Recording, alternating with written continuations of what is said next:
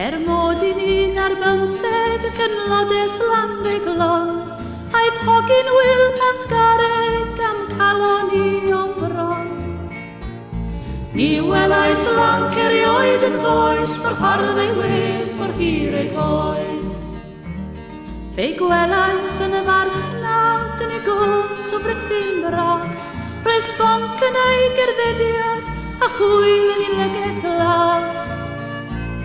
Ei gwelwn eto adeg ffair, I fynd trwy nato ar fy nair.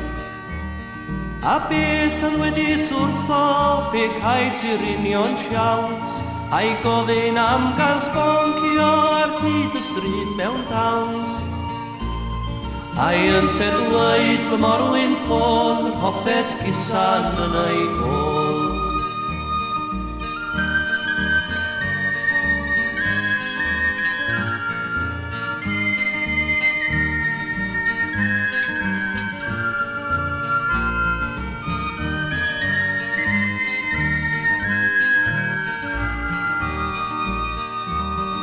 Mod I ni ar bymtheg ac yn lodes lwystig lan, ni fedrai ddol chwaneg bod hebddo ar wahân.